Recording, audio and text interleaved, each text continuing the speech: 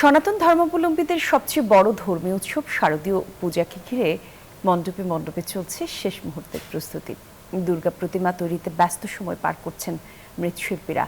রাত দিন প্রতিমাগুলোকে ফুটিয়ে তুলতে কাজ করে যাচ্ছেন কারিগররা। বিস্তারিত প্রতিনিধিদের পাঠানো তথ্যচিত্রের রিপোর্ট। শারদীয় দুর্গাপূজাকে সামনে রেখে মুখরিত রংপুরের গঙ্গাচড়ার বিভিন্ন পূজা মণ্ডপ। প্রতিমা নির্মাণের শেষ মুহূর্তের কাজে ব্যস্ত কারিগররা।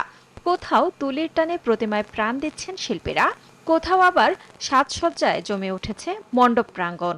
মোটামুটি আমরা প্রস্তুতি নিয়েছি। এবছর সার্বিক পরিস্থিতি সব দিক দিয়ে ভালো। পূজাকে ঘিরে আইন শৃঙ্খলা পরিস্থিতি নিয়ন্ত্রণে রাখতে বাড়তি নিরাপত্তা ব্যবস্থা নেওয়া হয়েছে। কোনো ধরনের অপ্রীতিকর ঘটনা ঘটার কোনো সম্ভাবনা নাই। এ বিষয়ে আমরা কাজ করতেছি আরও 10 দিনের আগে থেকেই। কুড়িগ্রামে প্রতিমা তৈরির গ্রাম রাজারহাট উপজেলার বৈদ্যের বাজারে ঘুম নেই কারিগরদের। বান্ডেল থাকলে প্রতি সেনমানিতে টাকা বাঁচবে। বিকাশ সেনমানি বান্ডেল কিনে জিতুন প্রতি লেনদেনে। মাটির প্রলেপের কাজ শেষ, রং ও তুলিতে কিভাবে আরো সুন্দর করা যায় সেই চেষ্টা করছেন শিল্পীরা। তবে গতবারের তুলনায় এবার প্রতিমার চাহিদা বহুগুণ বৃদ্ধি পাওয়ায় কারিগরদের দম ফেলার ফুরসত নেই। আমি প্রায় 3 মাস থেকে প্রতিমা তৈরি করতেছি। এখন অর্ডার নিয়েছি 13টা। এখন গতবারের তুলনায় এবার বেশি।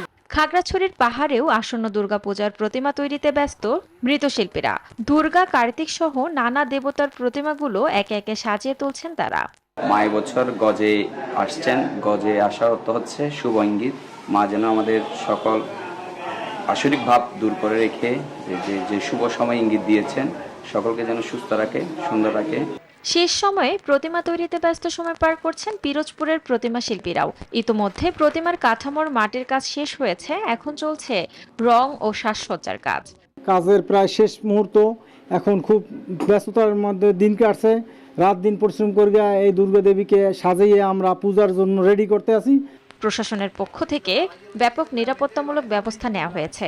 প্রত্যেক মণ্ডপে আমরা যেন আইপি ক্যামেরা অথবা আপনার সিসি ক্যামেরা থাকে এবং জেনারেটরের ব্যবস্থা থাকে, সেই জন্য আমরা বিষয়টা নিশ্চিত করেছি। সনাতন ধর্মাবলম্বী শাস্ত্র মতে এবার দেবী দুর্গার আগমন গজে এবং দোলায় চড়ে কৈলাসে ফিরে যাবেন দেবী দুর্গা। 2 অক্টোবর বিজয়া দশমীর মধ্য দিয়ে পূজার সমাপ্তি ঘটবে। Desk report, news 24।